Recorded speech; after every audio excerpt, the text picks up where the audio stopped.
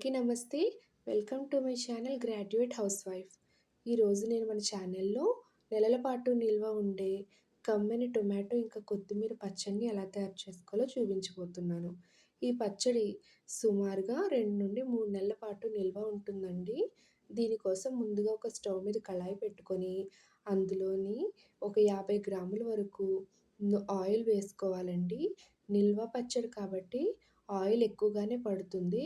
అందులోని 2 పెద్ద టేబుల్ స్పూన్‌లతో శనగపప్పు, అలాగే 2 పెద్ద టేబుల్ స్పూన్‌లతో మినప్పప్పు, అలాగే ఒక టీ స్పూన్ జీలకర్ర, కొంచెం ధనియాలు, అలాగే రుచికి సరిపడా ఎండుమిర్చి. నేనిక్కడ ఎండుమిర్చిని సుమారు ఒక 20 వరకు తీసుకున్నానండి.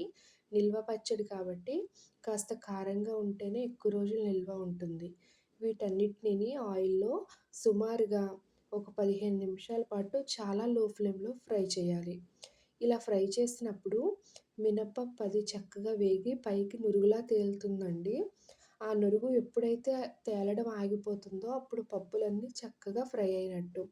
అలా ఫ్రై అయిన వాటన్నిటిని ఒక ప్లేట్‌లోకి తీసుకొని ఇదే ఆయిల్‌లోని సుమారుగా ఒక పావు కేజీ లేదంటే అర కేజీ మీ క్వాంటిటీకి అవసరమైనంత టొమాటోల్ని కడిగి శుభ్రంగా తుడుచుకొని పొడిగుడ్డతో ముక్కల కింద కట్ చేసుకొని ఆ ఆయిల్‌లో వేసి సుమారుగా ఒక 5-7 నిమిషాల పాటు బాగా మగ్గించుకోండి.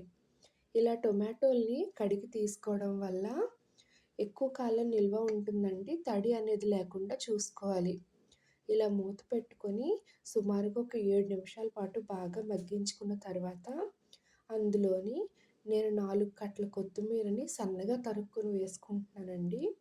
ఇలా కొత్తిమీర, టొమాటో కలిపి చేయడం వల్ల పచ్చడి రుచి అనేది మాత్రం అద్భుతంగా ఉంటుంది. కొత్తిమీర కూడా వేసి బాగా ఫ్రై అయిన తర్వాత అందులో కావాల్సినంత పసుపు, రుచికి సరిపడా ఉప్పు కూడా వేసుకొని ఇంకొకసారి బాగా మగ్గించుకొని చక్కగా కలుపుకొని అందులోనే మన టేస్ట్‌కి సరిపడా చింతపండు నేనైతే ఇక్కడ చిన్న నిమ్మపండు అంత చింతపండుని తీసుకొని వేసుకొని నీరంతా ఎగిరిపోయినంత వరకు ఫ్రై చేసుకొని స్టవ్ ఆఫ్ చేసుకొని మిక్సీ అయితే పట్టుకున్నాను ఆ పప్పులతో పాటు.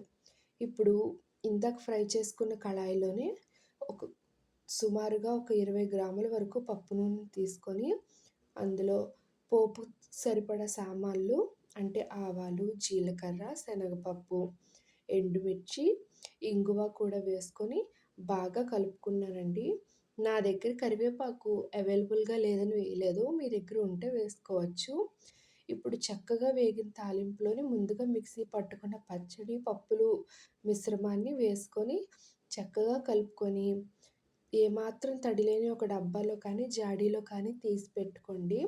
ఇది ఫ్రిడ్జ్‌లో అయితే సుమారు 2-3 నెలల వరకు చక్కగా నిల్వ ఉంటుంది. మీకు నచ్చితే తప్పకుండా ట్రై చేసి మీకెలా వచ్చింది అన్నదాన్ని నాకు కామెంట్ బాక్స్‌లో తప్పకుండా చెప్పండి.